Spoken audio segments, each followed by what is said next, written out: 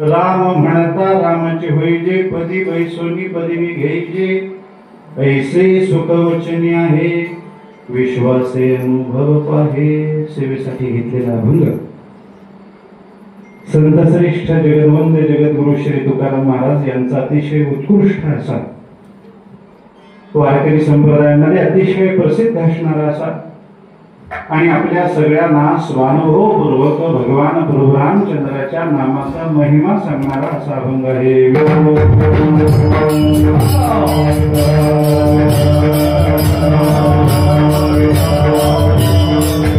अभंगातून जगद्गुरु तुकाराम महाराजांनी आपल्या सगळ्यांना भगवान प्रभू रामचंद्राच्या नामाचा महिमा सांगितला, पण हा महिमा स्वानुभवपूर्वक महाराजांनी सांगितला.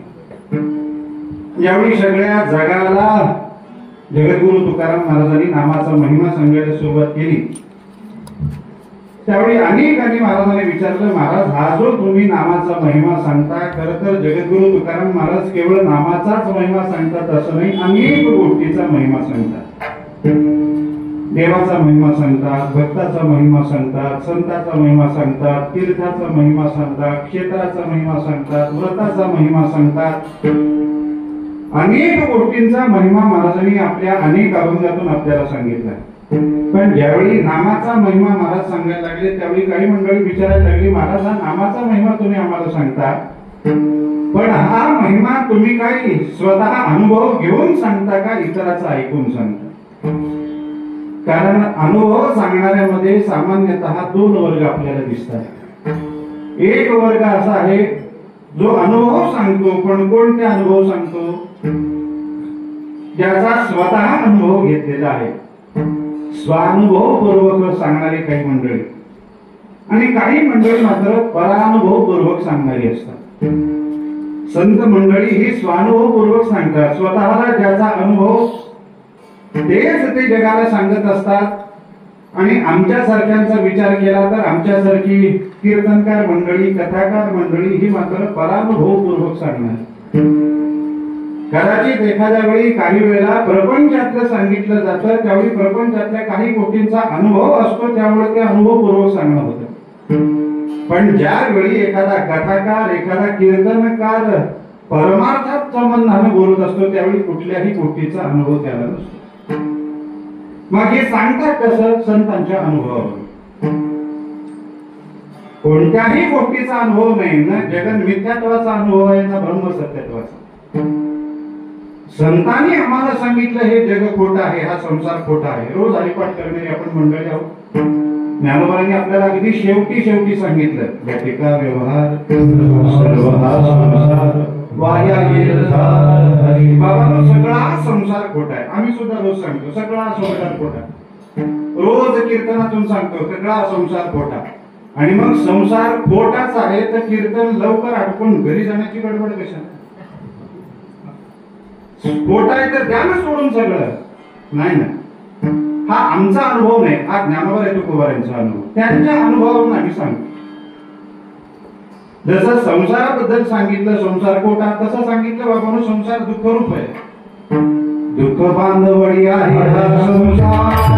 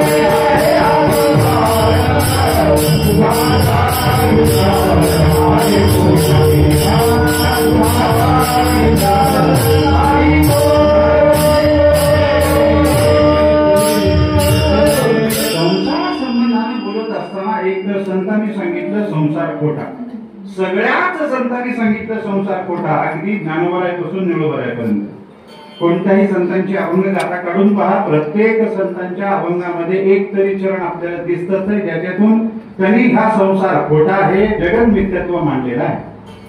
बर नुसतंच जग खोट आहे का? म्हणे नाही, ते दुःखरूप सुद्धा आहे. तुकाराम महाराज म्हणतात, दुःख बांधवडी आहे हा संसार, सुखाचा विचार नाही. सुखाचा विचार सुद्धा संसारात नाही.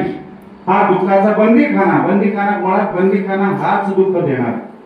महाराज म्हणतात हा संसार असा बंदीखाना आहे ज्याच्या भिंती दुःखाने बांधल्या गेलेल्या आहे, ज्याचं छत दुःखानं बांधलं गेलेलं आहे, ज्याची जमीन दुःखानं भरून गेलेली आहे, असा बंदीखाना म्हणजे संसार. आता असा जर हा संसार असेल तर याच्यात सुख मिळेल. आचार्य तर म्हणतात न संसारे सुखसे गंध मात्रमपि असते. या संसारामध्ये वासाला सुद्धा गंधाला सुद्धा सुख नाही. आम्ही पण रोज सांगतो बाबा हा संसार असा आहे. उलट आणखी प्रमाण प्रत्येक संतांचं संसार दुःख मूळ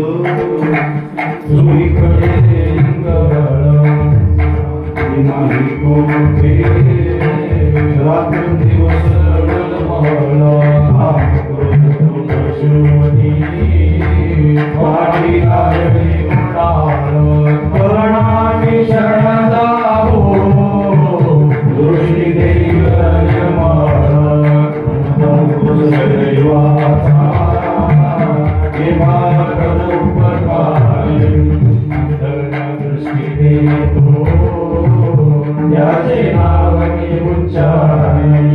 सगळ्या दुःखाचं मूळ काय असेल तर हा संसार आहे. रोज सांगितलं जातं पण अनुभव कोणाला आहे? संसार खोटा आहे रोज सांगितलं जातं पण सांगणारा अनुभव त्याला विचार नाही का त्याला? महाराज एवढं रोज सांगता, हळूहळू सांगता, अनेक प्रमाण अनेक दृष्टांत देऊन सांगता. काय अनुभव आहे तुम्हाला? संसार दुःखरूप आहे याचा अनुभव आहे का संसार खोटा आहे याचा अनुभव आहे? पण हे दोन जाऊ दे, या दोन गोष्टीने देव खरा आहे याचा तरी अनुभव आहे का? रोज तुम्ही सांगता का नाही? तुकाराम महाराजांचं प्रमाण देऊन सांगितलं जातं. तुका म्हणे तुझी घरा, तुका म्हणे तुझी घरा,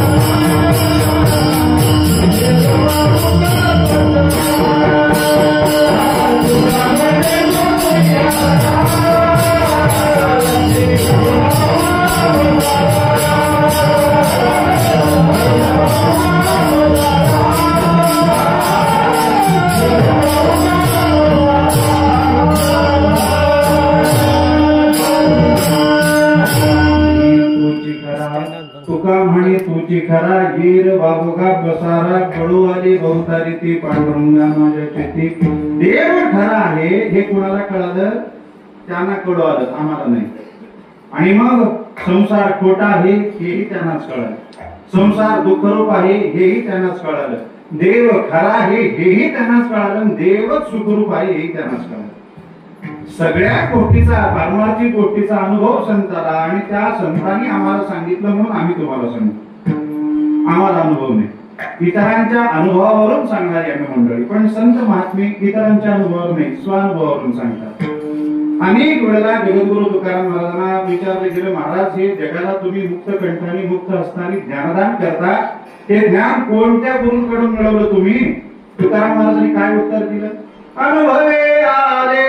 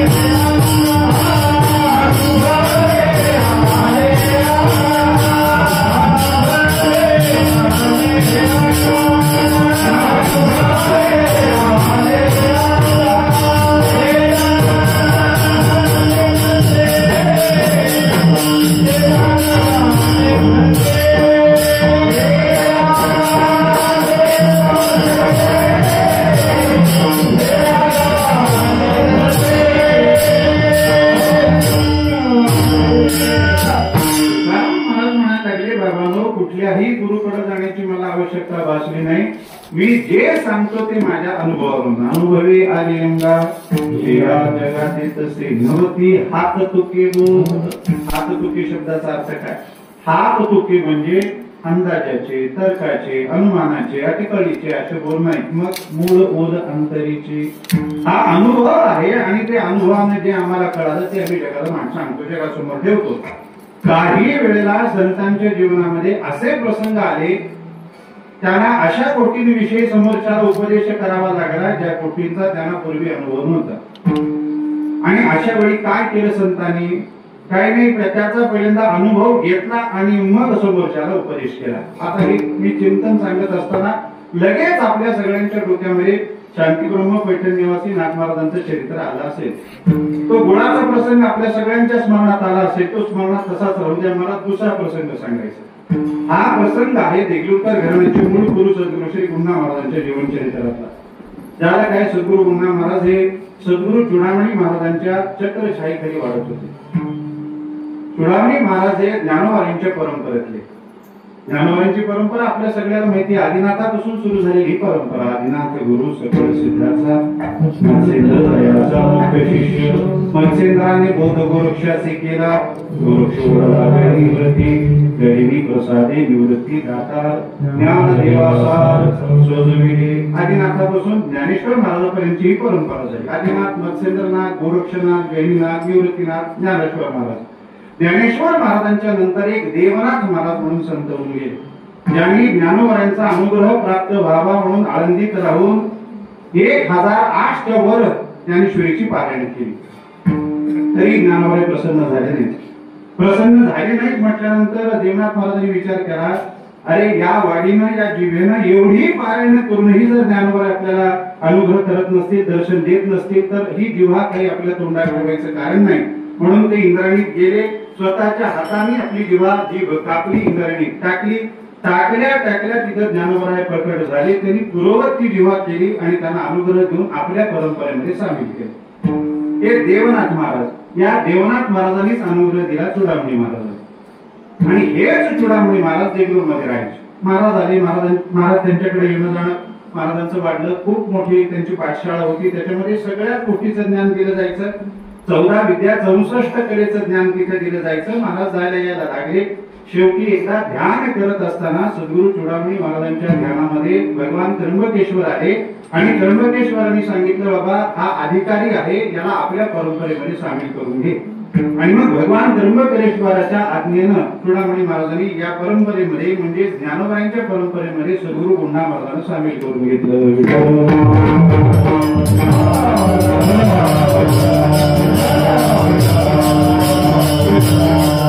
अनुग्रह दिला. नुसता अनुग्रह दिलाच एवढंच नाही, तर त्यांना आपली मुलगी सुद्धा, एकुलती एक मुलगी सुद्धा देऊन टाकली. आणि मग यात महाराजांचा संसार सुरू झाला. चुडामणी महाराजांचं वय झालं, शरीर थकलं. त्यांचा नियम होता ज्ञानोबांचा समाधी सोहळा साजरा करायचा.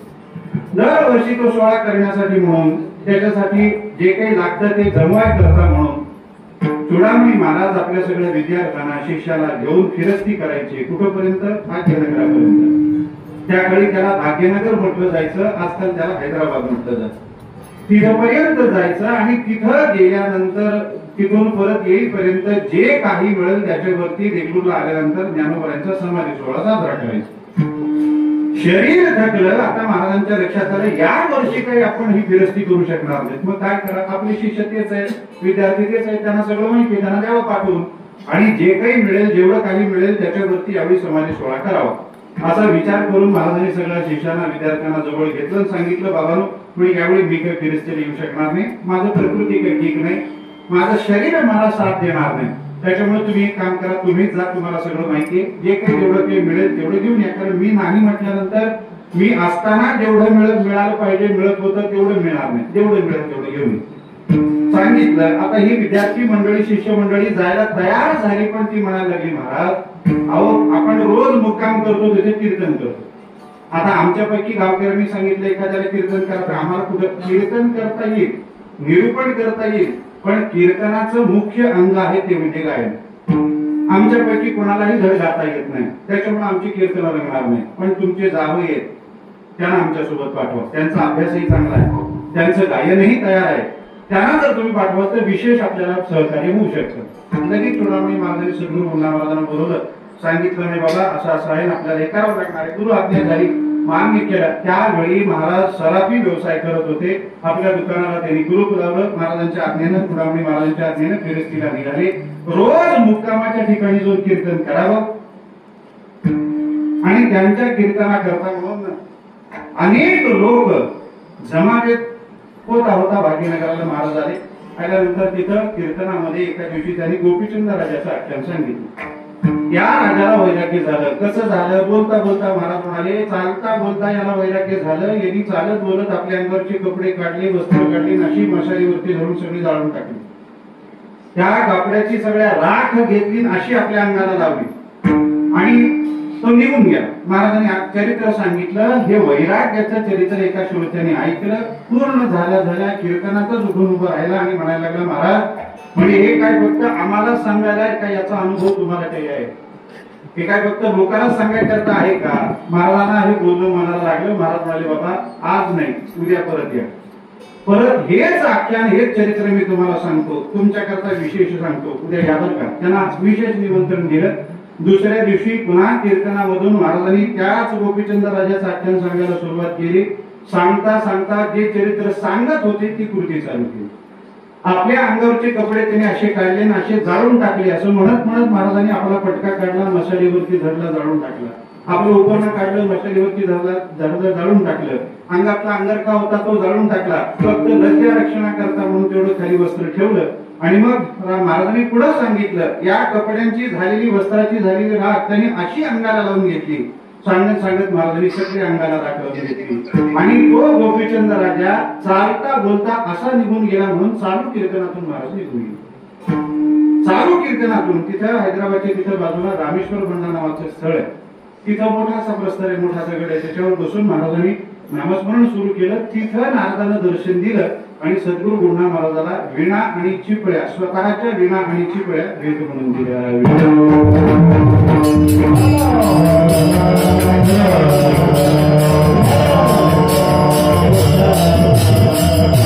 सांगितलं चरित्र भाग कशा करता? वैराग्याचा अनुभव होता का? नाही. गृहस्थाश्रम स्वीकारलेला होता, सराफी व्यवसाय चालू होता, गुरुची सेवा चालू होती, प्रपंचही चालू होता.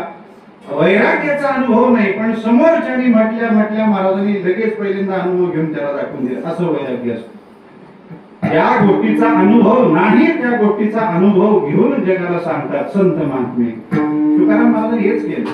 अनेक गोष्टीचा महिमा सांगितला. तुकाराम महाराजांच्या लक्षात आलं, महिमा कळणं ही सामान्य गोष्ट नाही. कुणाच्याही बुद्धीला कोणत्याही गोष्टीचा महिमा कळत नाही. कारण महिमा कळण्याकरता ज्याचा महिमा आपल्याला जाणून घ्यायचंय त्याच्या संबंधानं 3 गोष्टीचं ज्ञान असावं लागतं. सगळ्यात पहिल्यांदा त्याच्या मोठेपणाचं ज्ञान असावं लागतं, त्याच्यानंतर त्याच्या सामर्थ्याचं ज्ञान असावं लागतं आणि त्याच्यानंतर त्याच्या स्वरूपाचं ज्ञान असावं लागतं. विठ्ठल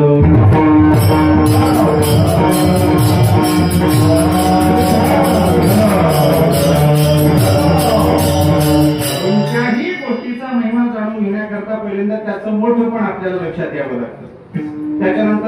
सामर्थ्य आपल्या लक्षात यावं लागतं आणि स्वरूप. तुकाराम महाराजांनी विचार केला, नामाचा महिमा लक्षात घ्यायचा असेल, नाम किती मोठं आहे याचं चिंतन केलं पाहिजे. किती मोठं नाव, आपण दोन्ही पद्धतीने चिंतन करा, भक्तिशास्त्राच्या दृष्टीने करा किंवा वेदांताच्या दृष्टीने करा. आपल्याला कळून येईल सगळ्यात मोठं जगात कोण असेल तर तो परमात्मा. वेदांताने सांगितलं, बाबांनो आपल्याला पंचभूत माहिती आहेत, पृथ्वी, आप, तेज, वायू, आकाश. हे पाचही भूत एकमेकांपेक्षा मोठी. किती मोठी? पृथ्वी सगळ्यात मोठी, त्या पृथ्वीपेक्षा आप 10 पट मोठं, आपापेक्षा तेज 10 पट मोठं, तेजापेक्षा वायू 10 पट मोठा, वायूपेक्षा आकाश 10 पट मोठं, आकाशापेक्षा महत्त्व 10 पट मोठा, महातत्वापेक्षा अहंकार 10 पट मोठा, अहंकारापेक्षा मूळ प्रकृती 10 पट मोठी आणि त्या मूळ प्रकृतीपेक्षा अनंत पट मोठा हा परमात्मा आहे. सगळ्यात मोठं कोण झालं? परमात्मा झालं. आता हाच विचार भक्तिशास्त्राने सांगितलं. भक्तिशास्त्र बोलतं सगळ्यात मोठं कोण बाबा? देवच आहे. देवापेक्षा मोठं कोण आहे? ज्यावेळी एक 4-5 भक्त मंडळी एका ठिकाणी बसली, विचार चालू झाला सगळ्यात मोठं कोण. एकाने आपलं मत जाहीर केलं, पृथ्वी सबसे बडी आहे, सगळ्यात मोठी पृथ्वी आहे बाबा. झालं, त्याला वाटलं आता माझं मत निर्विवाद, त्याच्यापुढे कोणी बोलणार नाही. दुसऱ्याने थोडा विचार केला, उठून उभारायला लागला, अरे नाही, पृथ्वी कुठली मोठी बाबा, पृथ्वी काय की बडी, वो तो भगवान शेष के माथे पे खड़ी, भगवान शेष बड़ी, इसलिए भगवान शेष बड़ी. पृथ्वी कुठली मोठी? 1000 डोके असलेले ते शेष भगवान, त्यांच्या डोक्यावर कुठल्या तरी एका फण्यावरती मोहरीच्या दाण्या एवढी ती पृथ्वी आहे. आता ही पृथ्वी मोठी का भगवान शेष मोठे? म्हणजे भगवान शेष मोठे, म्हणून माझं मत आहे भगवान शेष मोठे. दुसरा बोलला. तीसरा बोलला, शेष काहे का बड़ा, वो तो भगवान शंकर जी के गले में पड़ा, इसलिए भगवान शंकर बड़े. शेष कुठला मोठा? तो तर भगवान शंकराच्या गळ्यात पडू नये. मग आता गळ्यात आहे म्हटल्यानंतर कोण मोठं? आता आपण सगळी मंडळी पाहतो, गळ्यात उपकरण घालायची आपल्याकडे पद्धत आहे. आपण उपकरण गळ्यात टाकतो का नाही? आता हा गळ्याला उपकरण गुंडाळून फिरणारा मला महादेवच वाटतो. कारण महादेवाच्या गळ्यात जसं त्याच्या गळ्याला गुंडाळलेला साप, कसं यांच्या गळ्याला गुंडाळलेला उपकरण असतं, एवढंच आहे. आता उपकरण मोठं का तर उपकरण गळ्याला गुंडाळणारा मोठा? तसं शेष मोठे का भगवान महादेव मोठे? महादेव मोठे. म्हणजे ठीक आहे, महादेव त्यांनी सांगितलं, तिसऱ्या मत मांडलं, महादेव बडे बाबा. चौथा म्हणाला, महादेव काही का बडा, उसका कैलास पर्वत रावण ने उखाडा. अरे इसलिए रावण बडा, महादेव कुठले मोठे? म्हणजे त्यांचा कैलास पर्वत एकदा रावणाने हलवून सोडला. का हलवला? का हलवला? अनेक ठिकाणी वेगवेगळा चरित्रभाग सांगितला जातो. काय झालं म्हणे, रावण हा महादेवाचा सगळ्यात मोठा भक्त, त्याचा एवढा मोठा भक्त नाही. त्यांनी विचार केला, आपण राहतो कुठे? सोन्याच्या लंकेमध्ये, आणि आपला आराध्य राहतो कुठं? म्हणे हिमालयामध्ये. ठीक आहे, पद्धत आहे का? म्हणजे आपण राहायचं सोन्याच्या नगरीमध्ये, घरामध्ये, हे असं पण बरोबर नाही. आपण महादेवाला इकडे घेऊन महादेवाला आग्रह करायला लागला, महादेव यायला तयार नाही. मग त्यांनी विचार केला, म्हणे हे येत नाहीत का? मग एक काम करू, यांना सगळ्यात प्रिय हा कैलास आहे का? एक काम करू, म्हणे कैलासच घेऊन जाऊ लंकेमध्ये. आणि म्हणून तो कैलास पर्वत हलवला, खाली हात घातले. आता पुढे काय झालं आपल्याला सगळ्याला ते माहिती. अर्धाच एवढा वृत्तांत ऐकून लोकांनी ठरवून टाकलं, कैलास पर्वत हलवला म्हणून तो रावण मोठा. माने ना, रावण सबसे बडा. शेवटी एक जण म्हणाला, अरे रावण काय का बडा? वो तो प्रभु रामचंद्र जी के बाण से उड़ा, इसलिए प्रभु रामचंद्र बडे. अरे रावण कुठला मोठा? प्रभु रामचंद्रांनी एक बेंबीत बाण मारला तर तो रावण उडून गेला, म्हणून प्रभु रामचंद्र मोठे. विठ्ठल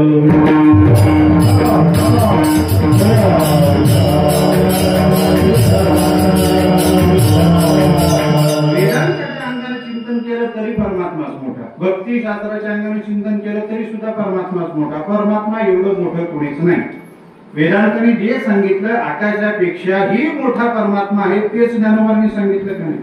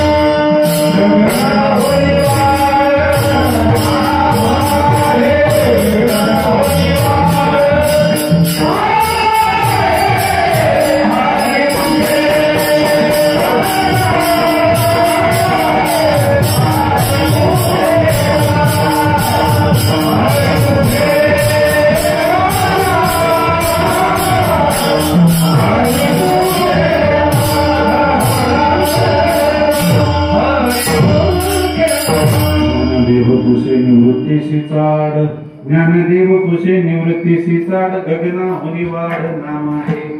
हे प्रमाण थोडं राखीव ठेवा बरं, मला पुढं लागणार आहे.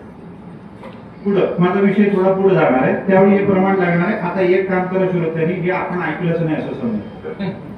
आजकालच्या भाषेत बोलायचं तर एवढं डिलीट करून टाका. मी बोलतो त्याच्या पुढे आपण मग प्रमाण करत पाहू. वेदांताच्या दृष्टीनेही परमात्मा मोठा, भक्तिशास्त्राच्या दृष्टीनेही परमात्मा मोठा, ज्ञानोबांनी सुद्धा संत वाङ्मयाच्या दृष्टीने सुद्धा परमात्मा मोठाच आहे की नाही. सत्य ज्ञानानंद गगनाचे प्राण, सत्य ज्ञानानंद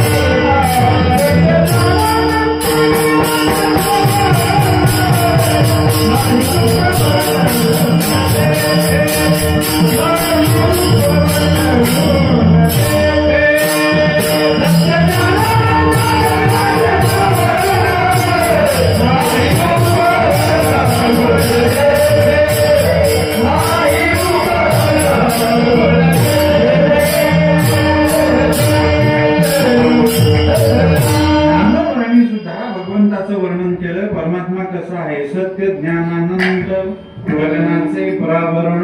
गगनाचे प्रावरण, प्रावरण शब्दाचा अर्थ काय? खोड, गवसणे. आपण अनेक गोष्टींना खोड घालतो. कुशीला खोड घातली जाते, तक्क्याला खोड घातली जाते, लोड असतो त्याला खोड घातली जाते, मृदंगाला आपण गवसणी घालतो. आता ज्याला खोड घालतो तो लहान आणि ती खोड मोठी असं असतं. कारण खोड लहान जर उशी मोठी असेल तर बसेल नाही. खोड म्हटलं की ती मोठी, गवसणी म्हटलं की मोठी असते. महाराज ज्ञानोबा सांगतात आपल्याला परमात्मा हा गगनाला सुद्धा गवसणी घालणारा, प्रावरण ठरणारा म्हणजे खोड. एवढा मोठा, त्याच्या एवढा मोठा कोणीही नाही. आता ज्यावेळी परमात्मा एवढा मोठा ठरतो त्यावेळी संतांनी विचार केला, नाव एवढंच मोठं आहे का याच्यापेक्षा मोठं आहे? पहिल्यांदा विचार मनात आला. ज्ञानोबांनी सांगितलं, जेवढा परमात्मा मोठा तेवढाच परमात्म्याचं नाव होतं. गगनावनी वाढ नाम आहे.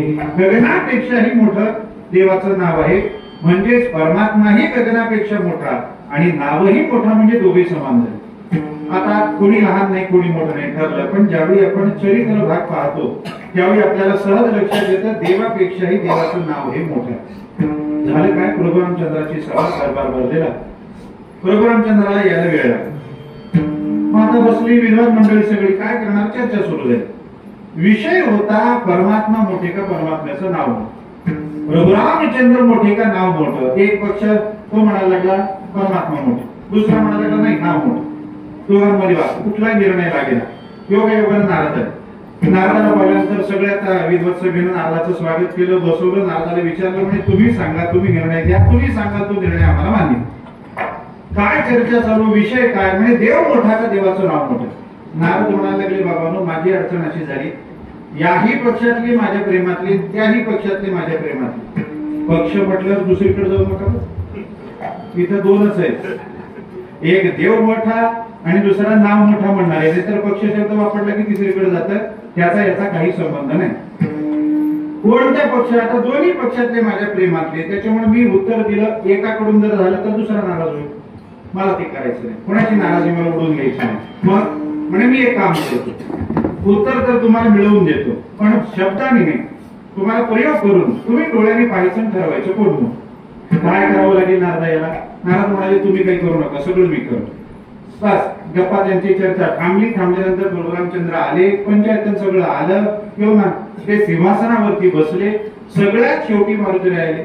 मारुतीराणी आल्यानंतर काय केलं, नारदानी सगळं पाहिलं, रामाचं दर्शन घेतलं, सीतामाईचं, भरत दादा, शत्रुघ्न, लक्ष्मण दादा, सगळ्याचं दर्शन घेणं झालं, सगळ्या ऋषीमुनी मंडळींचं दर्शन घेणं झालं. यथायोग्यतेनं ज्याला जसा मान दिला पाहिजे तसा मान दिला मारुतीराणी आणि आपल्या जागेवरती जाऊन बसले. नामस्मरण सुरू झालं.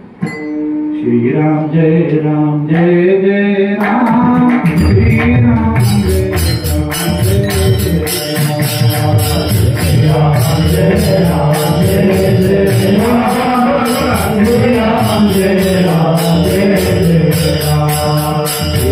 श्रीराम जय राम जय राम, श्रीराम जय राम जय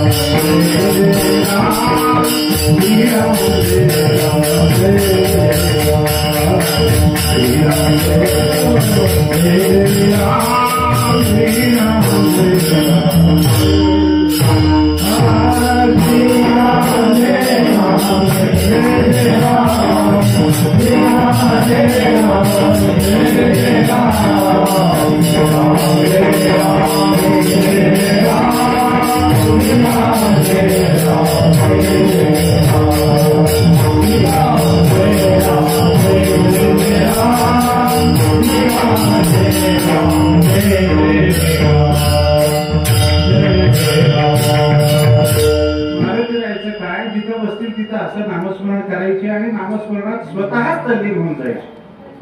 तल्लीन होऊन बसले. सगळं नारदाने पाहिलं आणि मग नारदाला सुचलं आता यांना तर आपल्याला दाखवून द्यायचंय कोण मोठं, देव मोठे का देवाचं नाव मोठं. नारदाने सगळं पाहून झाल्यानंतर हळूच मारुतीला गाठलं. मारुतीकडे जाऊन मारुतीला विचारलं काय मारुतीला बरे सगळं.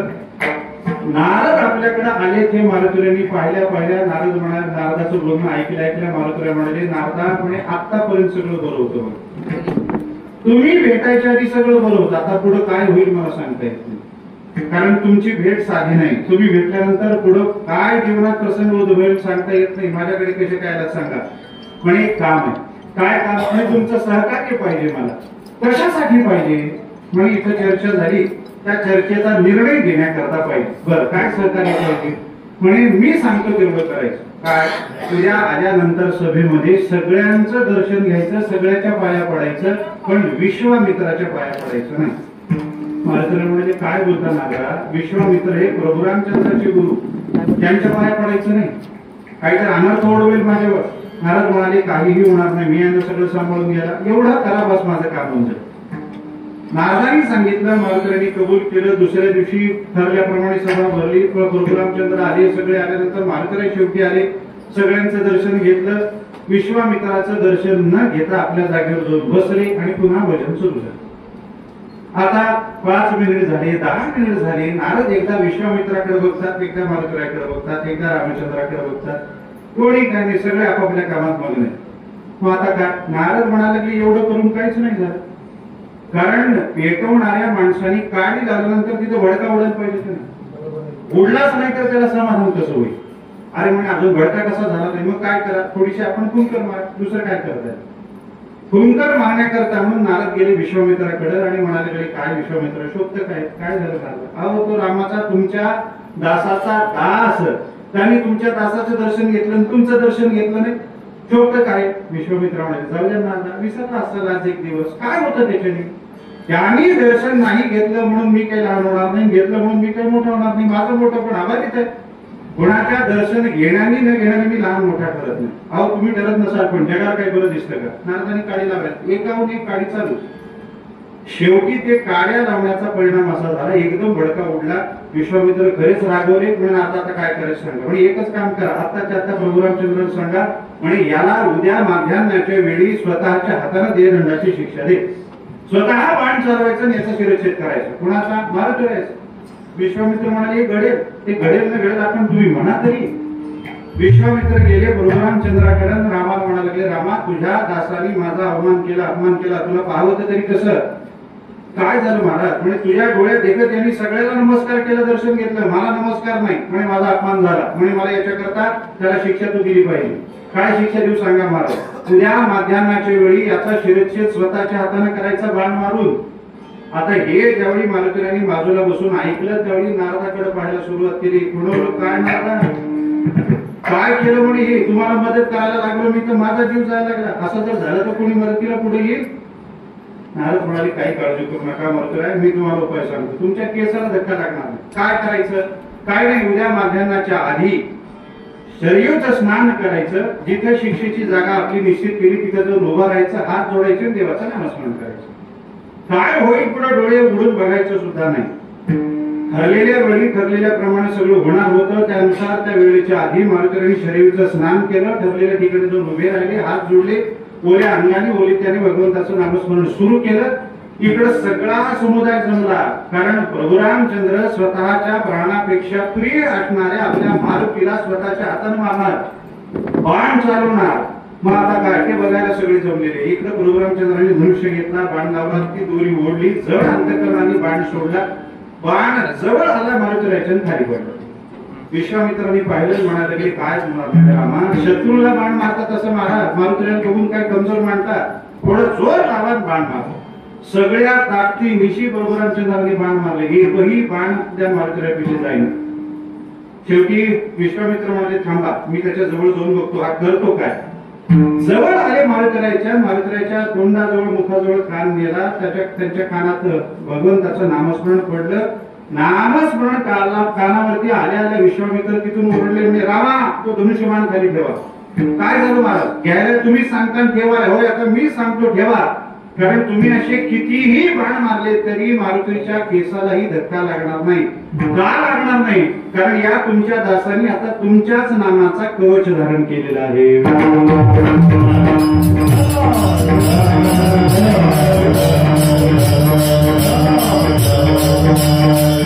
आणि त्या नाम कवचामुळं स्वतः प्रभू रामचंद्रांनी चालवलेला बाण सुद्धा मारुतीच्या केसालाही काही करू शकला नाही, धक्का लावू शकला नाही. आणि हे ज्यावेळी नारदांनी पाहिलं त्यावेळी सगळे असं त्या विद्वानाला विचारलं, बघा आता कोण मोठं? डोळ्यांनी पहा, देव मोठा का देवाचं नाव मोठं? एक मुखाने मान्यता झाली, देवापेक्षाही देवाचं नाव मोठं. तुकाराम महाराजांनी ज्यावेळी हे चरित्र चिंतन स्मरण केलं, चिंतन केलं, त्यावेळी त्यांच्या लक्षात आलं देव किती मोठा असला तरी देवापेक्षा मोठं देवाचं नाव सगळ्यात मोठं नाव एक झालं. बरं, आता याचं सामर्थ्य काय? नामस्मरणाचं सामर्थ्य काय? आपल्याला ज्ञानोबांनी सांगितलं, नामस्मरणामध्ये सगळं पाप नष्ट करण्याचं सामर्थ्य. किती पाप नष्ट करू शकतं नामस्मरण? ज्ञानोबा सांगतात, हरि उच्चारणी अनंत पाप राशी जातील दयासी, अनंत पापाच्या राशी क्षण मात्रात नष्ट करण्याचं सामर्थ्य नामस्मरणात. भक्तिशास्त्र तर सांगतं, तुमचं माझं जाऊ द्या, एखादा महान मोठा पातकी आहे, पापी आहे, तो जेवढा पाप करू शकत नाही तेवढं पाप नष्ट करण्याचं सामर्थ्य नामस्मरणात आहे. नाम नुसती याची शक्ती पाप न हरे तावत कर्तुम न शक्नोती पातकी जना. पापी माणूस सुद्धा जेवढं पाप करू शकत नाही तेवढं क्षणार्धात जाण्याचं सामर्थ्य नामस्मरणात.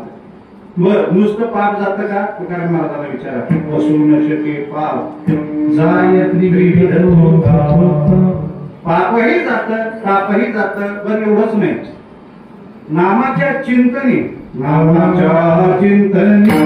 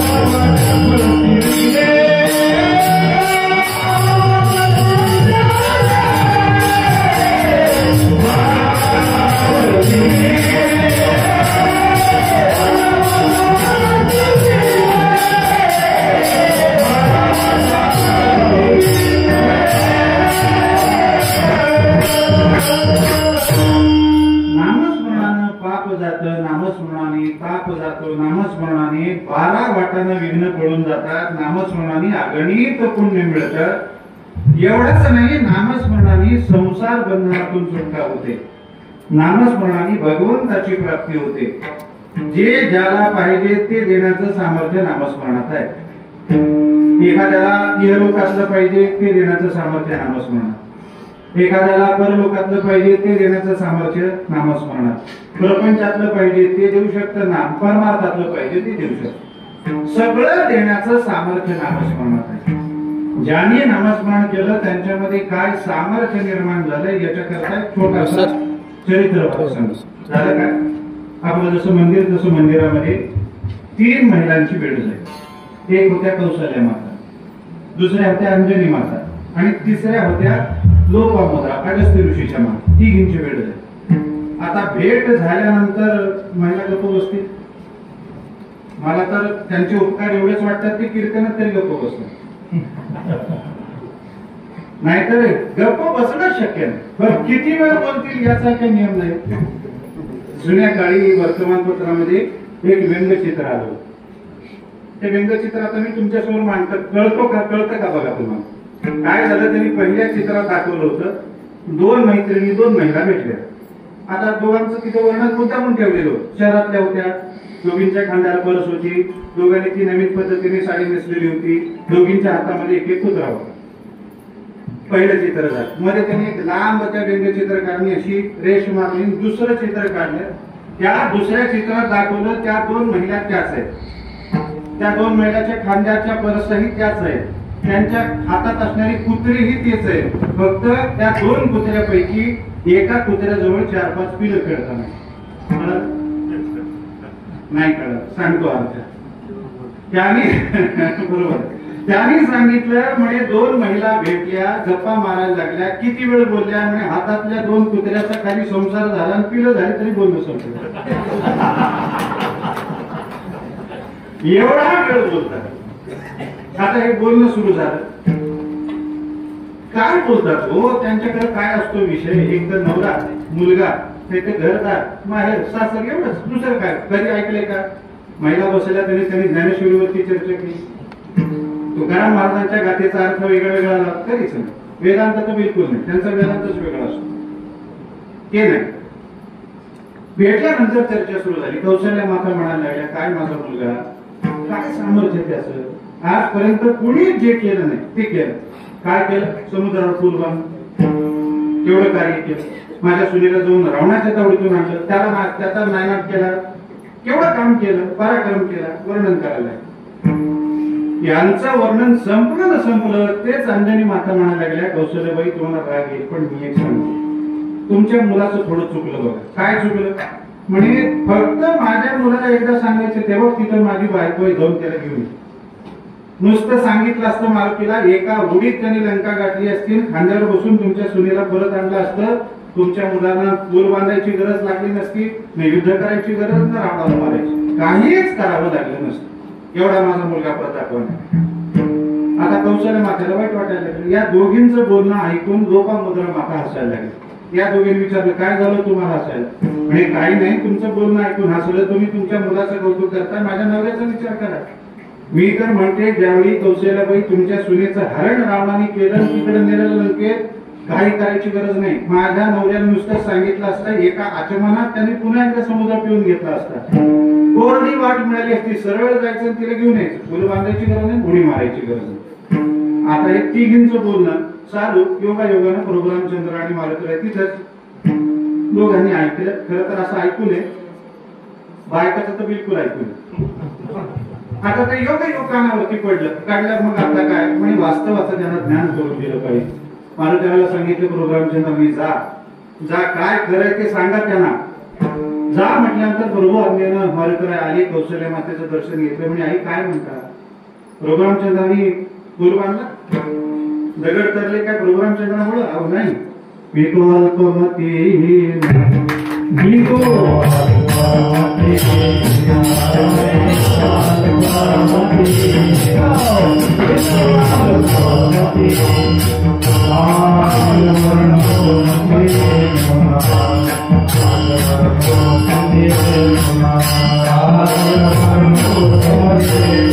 you.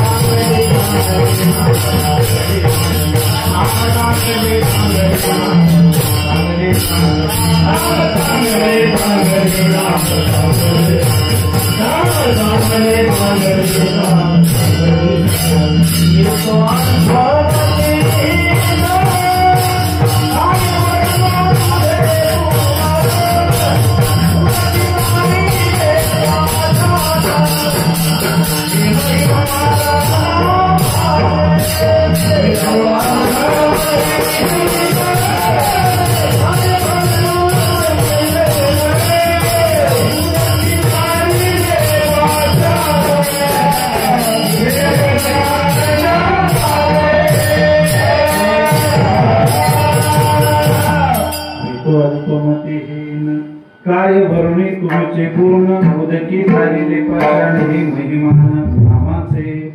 पालकरांनी सांगितलं उदकी झालेले पाषाण हे महिमान नामाचे, रामाचे नाही. रामाने दगड तरले नाही. आपल्या सगळ्यांना माहिती असणारा प्रसंग आहे. मारुतीने त्याचं स्मरण करून दिलं. आई साहेब तुम्हाला वाटतं तुमच्या मुलांनी पूल बांधला नाही, दगड त्याच्याने तरले नाही, त्यांनी प्रयत्न केला. कधी केला म्हणजे पुलाचं काम चालू असताना एका दिवशी रात्री प्रभू रामचंद्रांनी काय केलं, प्रयोग करायचा ठरवला. म्हणजे आपल्या नावाने दगड तरतो, आपण टाकलेला तरतो का पडतो बघा. म्हणून मध्यरात्री सगळे झोपलेले आहेत का नाही याची खात्री करून प्रभू रामचंद्र समुद्रावर आले. पहिला दगड हळूच टाकला, इकडं तिकडं बघत पटकन बुडाला. प्रभू रामचंद्राला वाटलं पहिल्यांदा तर एकदम असं घडल्या एकदम वाईट वाटलं, अपमान वाटला. म्हणजे जाऊ दे, स्वतःची समजून काढत प्रभू रामचंद्र म्हणायला लागले नाही रात्रीची वेळ आहे, सगळे झोपले तसा समुद्रही झोपला असेल, म्हणजे त्याला उठवावं. म्हणून त्याला उठवण्याकरता म्हणून थोडं खाकरणं खोकरणं आवाज करणं झालं. आणि मग दुसरा दगड टाक, दुसराही बुडा. आता मात्र प्रभू रामचंद्र रागवून धमकावून समुद्राला म्हणायला लागले समुद्रा उठ, अरे कोण दगड टाकतोय बघ, अरे ज्याच्या नावाने दिवसात दगड धरतात तो स्वतःच्या हाताने रात्री टाकतोय, आता बुडला तो बघ. धमकावून पुन्हा तिसरा दगड टाकला, तिसरा बुडला. तिन्ही बुडल्या लगेच प्रभू रामचंद्राला स्वतःच नामस्मरण कानावरती पडलं, ऐकवायला. माग ओढून प्रभू रामचंद्र बघतात तर मारुती मागे उभे. मारुतीला पाहिल्या प्रभू रामचंद्राने विचारलं, अरे मारुती तू कधी आला?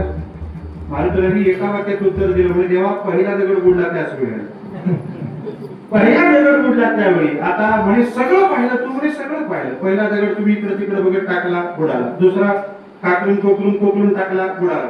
तिसरा धमकावून टाकला, तोही बुडाला. सगळं बघितलं म्हटलं की प्रभू रामचंद्र जवळ आधी मारुतीच्या खांद्यावर असा हात टाकला. आपण जसं मित्र एकमेकाच्या खांद्यावर टाकतो तसा, आणि खांद्यावर हात टाकून मारुतीच्या कानात म्हणायला लागले, मारुती जे घडलंय ते आपल्या दोघातच ठेवायचं, तिसऱ्याला सांगायचं नाही, तुम्ही सांगू नका कोणाला. ते दोघांच ठेवायचं म्हणजे तिसऱ्याला सांगायचं नाही. काय पाहिजे तुला माग द्यायला त्या महाराज म्हणाले, देवा तुमच्या सेवेशिवाय दुसरं काय पाहिजे तेवढं द्या, त्याच्यात कधी अंतराय पडू देऊ नका, एवढं बाकी काय नाही. रघुरामचंद्रांनी विचारलं, पण हे घडलं कसं बाबा? माझ्या नावाने दगड करतो, मी टाकलेला बुडतो, घडलं कसं? महाराज हसायला लागले म्हणे, देवा कळालं नाही तुम्हाला, कळालं नाही. तुझ्या नामाचा महिमा तुम्हाला कळत नाही देवा. जन्म कोड यासाठी म्हणे तुम्हाला तुमच्या नामाचा महिमा कळत नाही देवा. म्हणे झालं काय, तुम्ही दगड टाकला तो बुडणार. का बुडणार?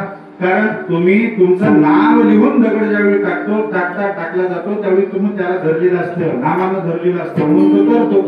तुम्ही त्याला धरता तो तरतो, सोडता तो बुडणार असेल. हा दगड हातातला टाकून दिला, बुडणार असेल देवा, म्हणून दगड बुडाला. महाराजांनी स्मरण करून दिलं, तुमच्या पोरांनी प्रयत्न केला, लहानसा खडा सुद्धा तारू शकला नाही. हे महिमान नामामुळे फुल व्हायला गेला. हे सामर्थ्य नामाच आहे, रामाचं नाही. स्वतःच्या आईकडे ज्यावेळी महाराज बळाजी म्हणाले, आई साहेब तुम्हाला वाटतं उडी मारण्याचं सामर्थ्य माझ्यात आहे? अहो नाही, मी उडी मारली त्यावेळी काय केलं, डोळे झाकून देवाचं नामस्मरण केलं म्हणून माझी उडी बरोबर जाऊन नंकेत पडली. उडी मारण्याचं सामर्थ्य माझं नाही, ते नामाचं आहे. आणि लोपा मुद्रा मातेला महाराज म्हणायला लागले, आई साहेब तुम्हाला वाटतं का तुमच्या नवऱ्यात एका आचमनामध्ये समुद्र प्राशन करण्याचं सामर्थ्य आहे? हे सामर्थ्य सुद्धा त्यांचं नाही, नामाचं आहे. कारण आचमन करत असताना पहिल्यांदा देवाचं नाव घ्यावं लागतं, मग पाणी घ्यावं लागतं. पळीभर पाणी असलं तरी काय झालं, केशवाय नमः स्वाहा देवाचं नाव घ्यायचं, मग पाणी, पळीभर पाणी. म्हणजे ते पळीभर पाणी म्हणून पोटात समुद्र गेला. सामर्थ्य त्यांचं नाही, ते सुद्धा नामाचं आहे.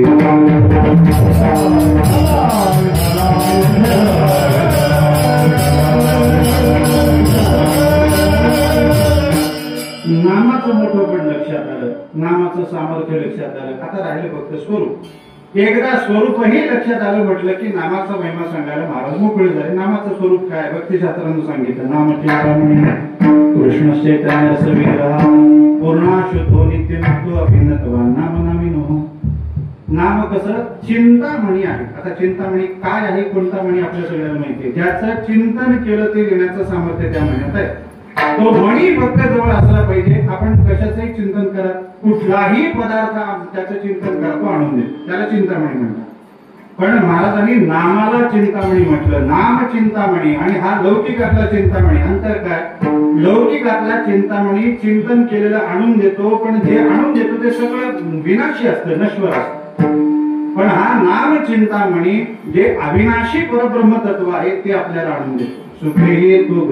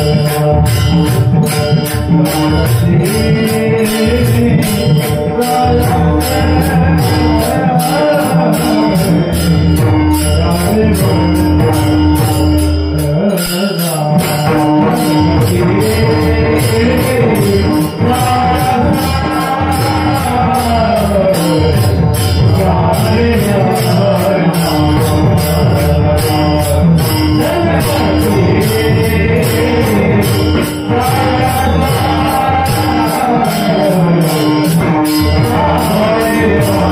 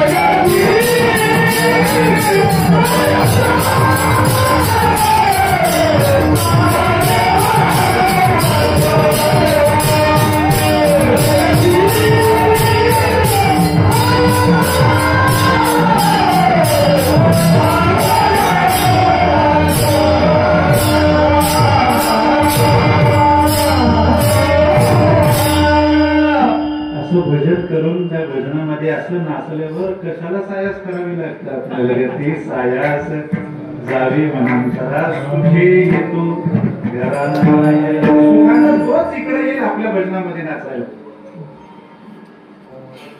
सुखे येतो घरा नारायण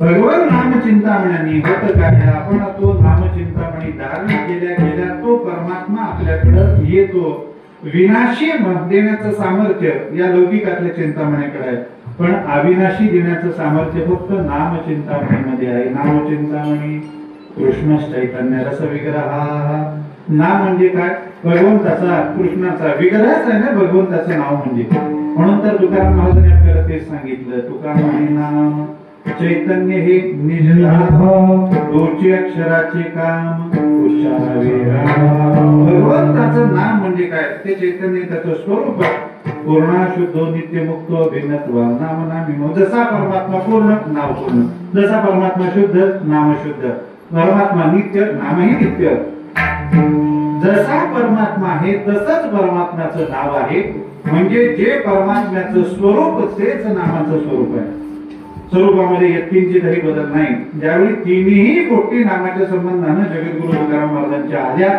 त्यावेळी महाराजांच्या लक्षात आलं आता नामाचा महिमा कळाला मग आता हा कळालेला महिमा हा महिमा मोठमोठ्याला कळत नाही नामाचा महिमा नीचे पै ब्रह्मा नामदेव म्हणतात नामाचा महिमा ब्रह्मदेवाला सुद्धा कळत नाही तोच नामाचा महिमा ज्यावेळी जगद्गुरु तुकाराम महाराजांना कळायला लागला त्यावेळी महाराजांना वाटायला लागला आता आपल्याला कळालंय म्हणजे ते सगळ्याला सांगितलं पाहिजे जे जे आपण असे ठावे सगळ्याची सांगावे शहाणी करून सोडावे सगळ्यांना शहाणा करण्याकरता जे आपल्याला कळतं ते आपण सांगितलं पाहिजे या शुद्ध हेतून महाराजांनी अभंगातून आपल्याला नामाचा महिमा सांगितला पहिल्या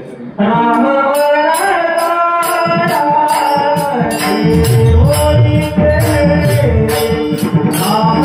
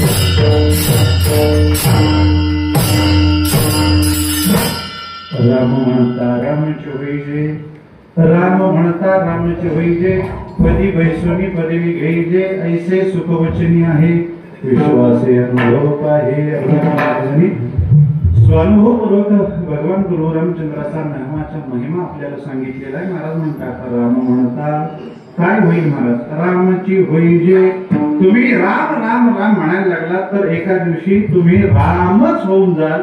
हा परिणाम हे फल तुम्हाला प्राप्त होईल. खर तर राम नामस्मरण केल्याने काय काय मिळतं जगद्गुरु तुकाराम महाराजांनी अनेक अभंगातून आपल्याला सांगितलं. राम म्हणता तरी जाणता मिळता. नामस्मरण करणारा जाणता असू द्या मिळता असू द्या त्यांनी राम म्हणायला सुरुवात केली तो निश्चित करून जाणार आहे. राम नामस्मरणाला आपण केलेले सगळे दोष नष्ट होणार आहेत. राम म्हणता तरी भवसिंधू पार चुके येरझार म्हणता राम. आपण नामस्मरण करायला लागलो भवसिंधूच्या पार जाऊ. आपली ही येरझार आहे प्रपंचातली संसारातली ती नष्ट होते. राम म्हणायला लागलो तर जवळ भूत येत नाही यमदूत सुद्धा येत नाही. विस्ताराने महाराजांनी चिंतन केलं कशाने केवळ राम म्हणतात. पण काही जणांनी विचारलं महाराज एवढंच मिळतं का आणखी काय मिळतं. रामाची होईजे म्हणजे काय मिळतं ते सांगा. महाराज म्हणायला लागले राम म्हणता रामाची होईजे म्हणजे राम राम राम नामस्मरण करणारा राम होतो म्हणजे त्याला रामाचं रूप प्राप्त होतं. रामाचे गुण प्राप्त होतात. रामाचं सामर्थ्य प्राप्त होतं. रामासारखा स्वभाव त्याला प्राप्त होतो आणि सगळ्यात महत्वाचं म्हणजे रामाचं स्वरूप हे प्राप्त होतं. विठ्ठल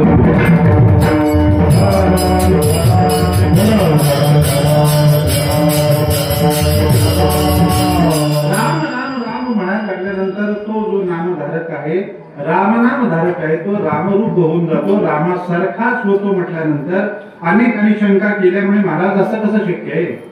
एखादा एक रूप घेऊन जन्माला आला म्हटल्यानंतर त्यांनी काहीही केलं तर त्याच्या रूपामध्ये बदल होणार कसं घडेल कसं शक्य आहे. त्याला तुकाराम महाराजांनी आधीच उत्तर दिलं गोविंद गोविंद गोविंद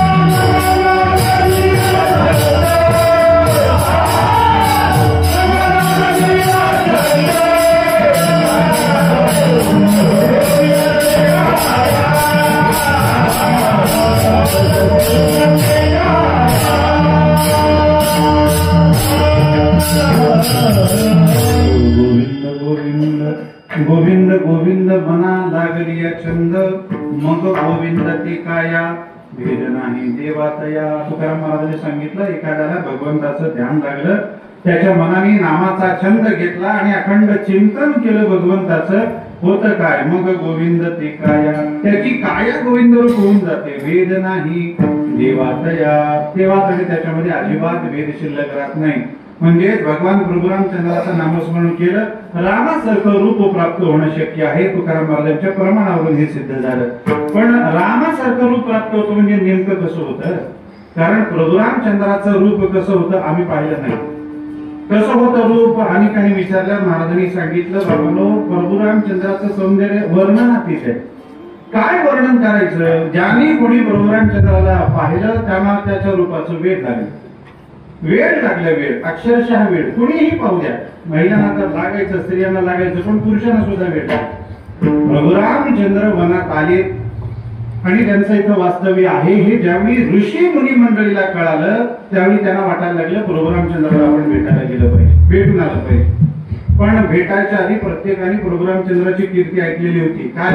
प्रभू रामचंद्राने दगडाला स्पर्श केला, चरण स्पर्श केला आणि त्या दगडाची पाहिजे. बस, कीर्ती एवढ्या लवकर पसरली. आता ही कीर्ती ऐकलेली असल्यामुळं त्या ऋषी मुनी मंडळींनी विचार केला, आता भगवंताचा पाय लागला का दगडाची बाई होते. मग काय करा, आपण एक एक दगड घेऊन चला, आपण एक एक दगड घेऊन चला, प्रभू रामचंद्राकडे घेऊन जा, त्यांना सांगा याला पाय लावा, याची बाई झाली की आम्ही घेऊन जाऊ. आता दगड घेऊन जायचीच वेळ आहे देवाकडे. एवढं प्रमाण कमी झालं की प्रत्येकाला ज्याचं झालं नाही त्याला वाटेल आपणही एक दगड घ्यावा, प्रभू रामचंद्राकडे जावं, देवा पाय लावा. लागला पाय तर आमचं तरी बरं होतं. सगळ्या ऋषी मुनींनी जसं जमत तसं, ज्या आकाराचा जमेल त्या आकाराचा दगड आणला आणि देवासमोर ठेवला. देवाला म्हणायचं होतं, देवा याला पाय लावा आणि याची बाई करा. पण हे म्हणाय करता ज्यावेळी प्रभू रामचंद्राकडे पाहिल्यानंतर असं वेद लागलं, त्यांना देहभान हरपून गेले.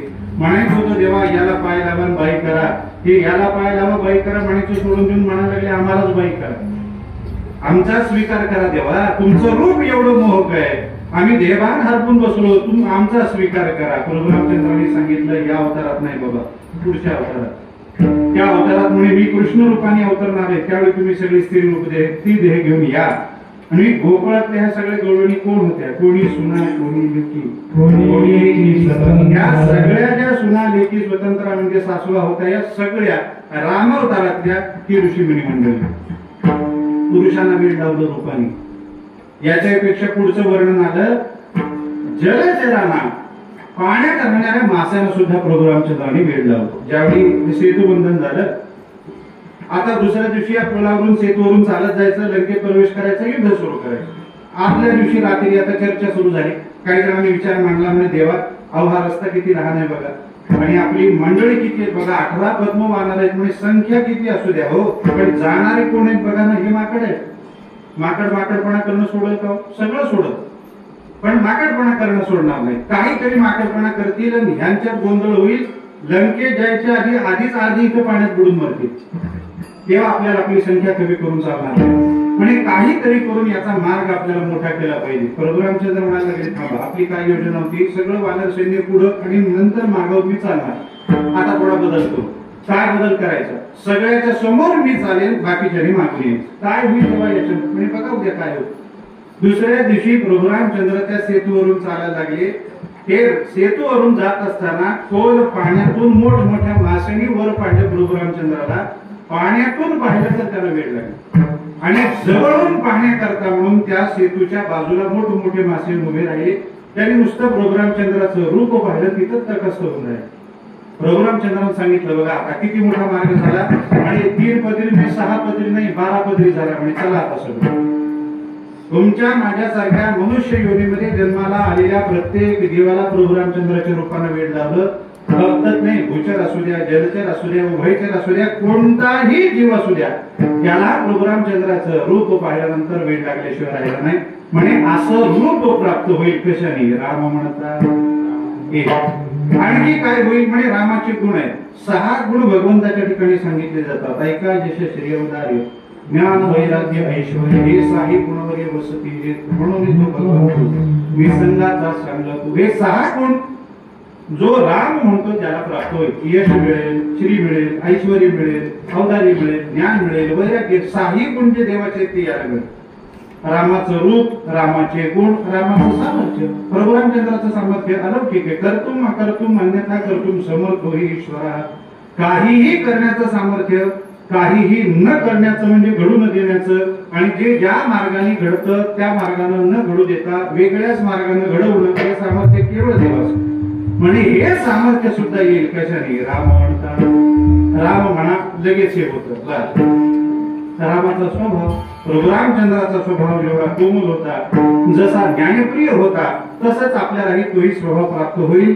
आणि सगळ्यात महत्वाचं म्हणजे शेवटी भगवंताचं स्वरूप आपल्याला प्राप्त होईल. राम म्हणता रामची होईल.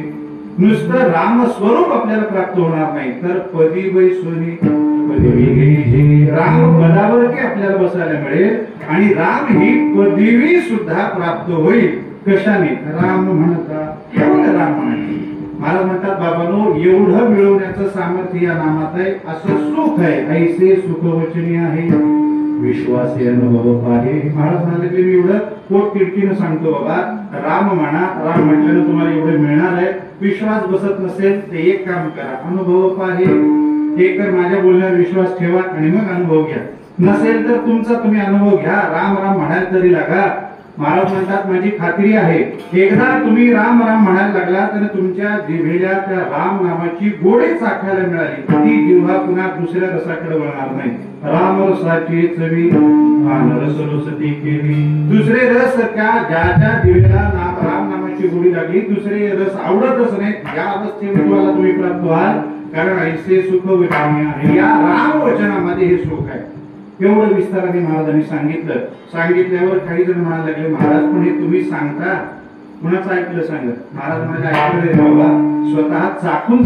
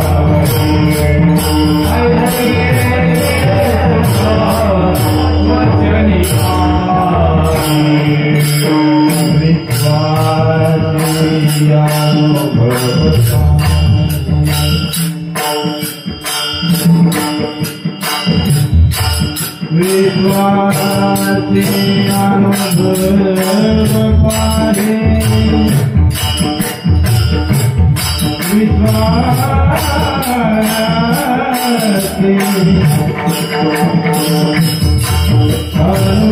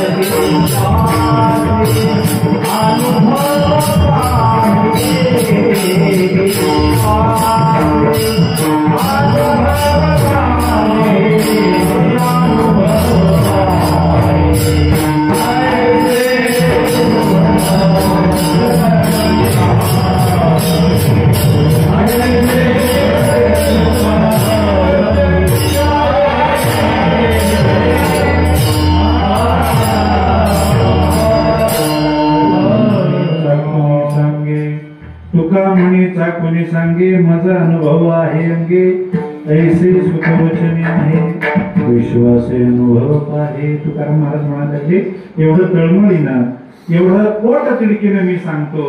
तुम्ही मला विचारता तुम्ही कुणाचं ऐकून सांगता बाबा. मग इतराचं ऐकून नाही, स्वतः पहिल्यांदा अनुभव घेतला, या राम नामाची गोडी चाकली आणि मग याचा अनुभव आल्यानंतर तुमच्या समोर तो ठेवला. तुकारामांचा कोणी सांगे मज अनुभव आहे अंगी. इतरांच्या अंगीचा अनुभव नाही, माझ्या अंगी असणारा हा अनुभव आहे बाबा.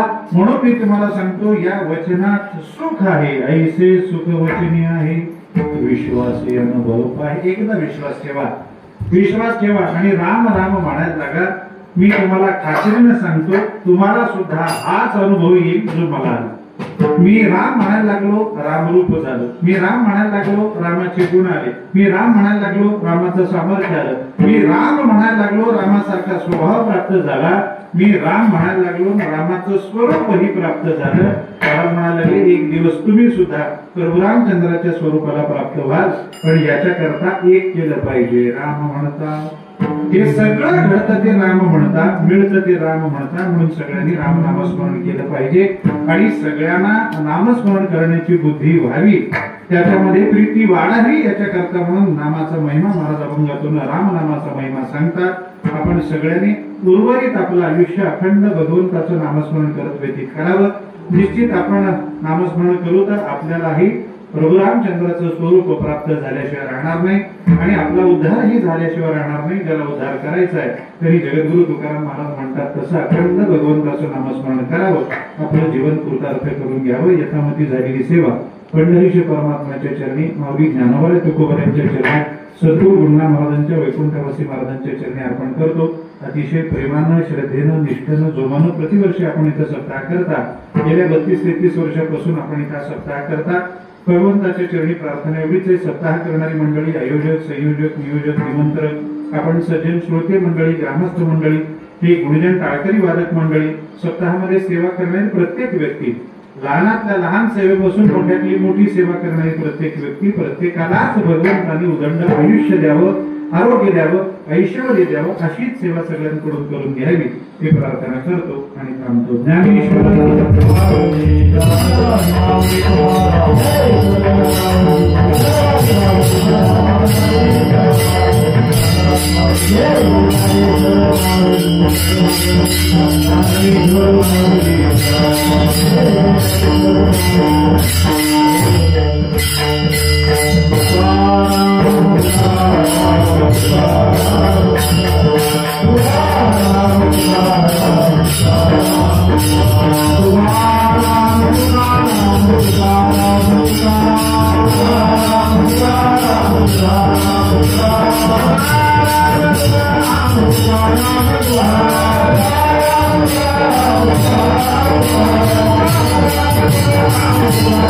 Thank you.